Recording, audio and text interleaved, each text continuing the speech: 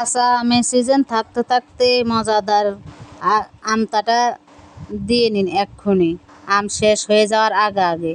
আসসালামু আলাইকুম রহমতুল্লাহ। আচারটা তৈরি করতে আমার এখানে নিয়ে নিলাম ধনিয়া আর পাঁচফোড়ন, আস্ত জিরা নিয়ে এখন আমি এগুলোকে হালকা খোলাতে টেলে নিচ্ছি। তো টেলে না হয়ে গেলে সুন্দর একটা ফ্লেভার হয়ে গেলে চুলা থেকে নামিয়ে নিলাম। নিয়ে যে এখানে আম কেটে কুটে ধুয়ে নিয়ে আসলাম। এখন চুলাতে ফ্রাই প্যানের মধ্যে আমগুলো ঢেলে দিব। আমগুলা দিয়ে অল্প একটু পানি দিয়ে দিব, তার মধ্যে দিয়ে দেবো চিনি পরিমাণ মতো। আপনারা যেমন মিষ্টি রাখবেন আমটাটা তেমন চিনি দিয়ে দিবেন। চিনি দিয়ে এখন একটু নাড়াচাড়া করে নিব। নাড়াচাড়া করে নেওয়ার পরে আমি এখানে লবণ দিয়ে দিব 1 চামচ বিট লবণ আর 1 চামচ রেগুলার লবণ।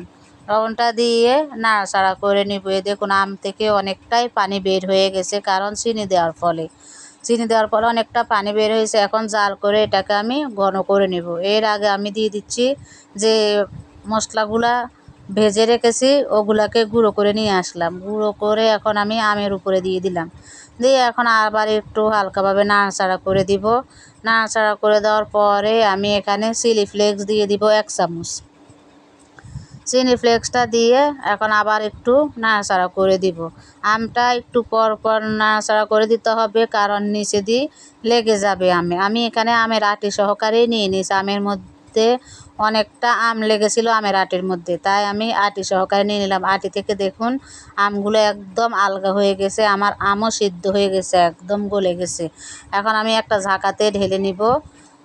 ঝাঁকাতে নিয়ে নিলাম, নিয়ে আমগুলোকে সেঁকে নিচ্ছি ঘুটনি দিয়ে ঘুটে সেঁকে নেওয়া হয়ে যাওয়ার পরে যে একটা প্লেট নিয়ে তেল ব্রাশ করে নিয়ে নিলাম, বড় ট্রে নিয়ে এখন ব্রাশ করার পরে আমটা ঢেলে দিলাম এই ট্রের মধ্যে।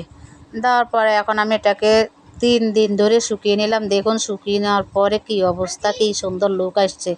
এই পাক দিয়ে আমার ছেলেরা অর্ধেকটাই খেয়ে নিয়েছে। আমটা রোদ থেকে নামিয়ে আনতে আনতে ওরা কেটে কুটে অর্ধেকটাই খেয়ে নিয়েছে।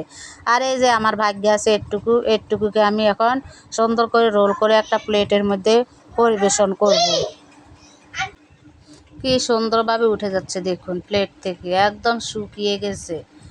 শুকিয়ে যাওয়ার পরে আমি রোদ থেকে নিয়ে আসলাম।